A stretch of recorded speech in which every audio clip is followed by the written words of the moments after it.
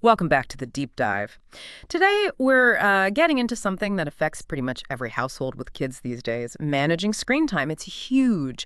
Phones, tablets, TVs, even those watches now, screens are just everywhere. And honestly, it presents a real challenge, doesn't it? It really does. And I think the conversation often gets stuck on just the hours, the amount of time. Yeah. But it's so much more than that. It's about the quality of what you're doing, Mm. and how it fits into everything else. So this deep dive, we're aiming to give you a kind of shortcut, actionable ways to set healthy boundaries, hopefully without all the drama. We want you to have those aha moments and get some really practical insights you can use right away. Yeah. Moments sound good. We all want stuff that actually works, right? Without turning the house into a battleground. So we've looked at the sources and sort of distilled it down into, let's call them 8 essential principles for managing screen time. And the first one, it really starts with us, the parents. Being a role model, it sounds almost, well, simple. But kids, they just soak up everything they see. They're like little mimics. I actually caught myself once telling my kid to get off YouTube while I was scrolling Instagram under the dinner table. The hypocrisy. Oh, that's such a relatable example. And it really hits home. Kids pick up on our behaviors, sometimes much more than the rules we state. Mhm. There's actually research showing a pretty clear link between how much parents use their devices and how much their kids do. When we're constantly glued to our phones, especially during family time, it sends a really strong message, doesn't it? Mm. It can even affect things like their attention span because they aren't getting that consistent, focused interaction from us. It's subtle, but powerful. Wow. Okay. So it's not just do as I say, it actually Yeah. impacts them neurologically. Yeah. So, okay. Step 1, be mindful of our own habits. Then the next principle seems logical, setting clear boundaries. This isn't about being like super strict and inflexible, but more about having a clear, predictable structure, like specific rules maybe. No screens before breakfast, or you get 1 hour on weekdays, something like that. Exactly. Predictability is key from a behavioral standpoint. It sets expectations. And framing screen time is something that's, well, earned rather than just expected. That can make a difference. Tying it to something else like you get 30 minutes after your homework's done or maybe after chores, it kind of subtly shifts their mindset. And honestly, it reduces the constant negotiating and arguments. Because the rules are known, they're consistent, it actually lessens the mental load for everyone involved, I think. Less mental load. Sign me up. Okay, so clear rules.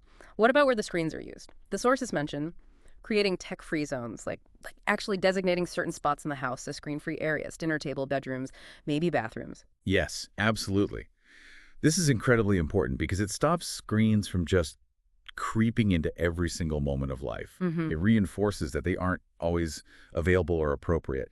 And beyond just, encouraging conversation at dinner, there's a really strong physical reason for keeping screens out of bedrooms, especially in your bedtime. That blue light everyone talks about, it genuinely suppresses melatonin production. Melatonin is what helps us sleep.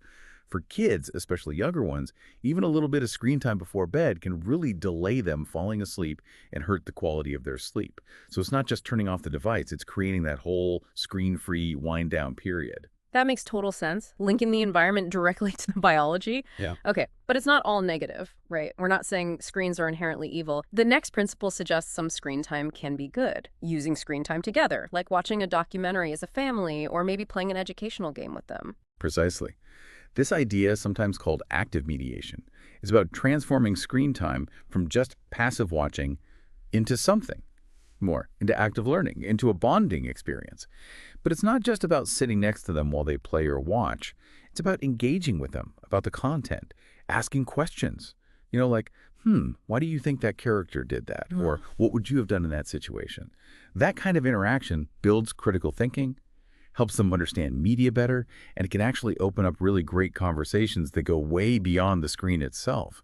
You're essentially teaching them how to engage thoughtfully with content, not just passively consume it. That's a really interesting shift, active versus passive. Okay, so if we're being smarter about how screens are used, what about the times when they're off? The sources strongly suggest offering alternatives. Because let's face it, boredom is probably the #1 reason kids reach for a screen. It often is, yeah. Yeah. And the key here isn't just having any alternatives, but having ones that are genuinely interesting to that child. Not just stuff we think they should be doing. It could be simple things, rotating toys so they feel fresh, planning little adventures in the backyard, even just letting them help you cook or bake. And honestly, sometimes the most powerful alternative isn't an activity at all. Sometimes it's just giving them your focused, undivided attention. That connection could be way more compelling than any app, truly. That's a great reminder, the connection factor. Okay, now this next one feels a bit tricky sometimes, but important. Talk about why. Explaining the reasons behind the screen limit so it doesn't just feel like some random, unfair punishment. Exactly right. Context matters so much. When you explain the why, you're not just laying down the law, you're helping them understand and eventually internalize it. So instead of just time's up, Mm, maybe try something like, okay, screen time is done because I really want your eyes to stay healthy for reading, or let's give your brain a chance to do other cool things, like building that Lego set. mm. It connects the rule to a positive outcome. And for older kids, you can actually talk about how apps are designed to be addictive. Helping them understand the technology itself gives them more power over their own choices. When they get the why, resistance often goes down. Maybe even involve them in setting the timer or choosing which shows are okay within the limits. Gives them some control. Right, shifting from just obeying to actually understanding. I like that. So, if we're teaching the why, what about those moments of desperation? We've all been there. The sources warn us. Don't rely on screens as pacifiers, handing over the phone during a tantrum just to get some peace. Absolutely. It's tempting, isn't it? Especially in public, like at a restaurant. It feels like a quick fix. But if that becomes the go-to strategy every time they're upset or bored, they don't really learn how to manage these feelings themselves. They don't develop their own internal coping skills, that self-regulation piece. So instead of the screen, maybe try teaching some calming techniques, deep breaths, looking around and naming colors, a quick story, music. Yes, it takes more effort from us in that moment, definitely. But the long-term benefit for their emotional development, their resilience, it's huge. It's truly worth it. That long term view is crucial. Okay, almost there. Last principle. We have to be realistic, right? Life throws curveballs.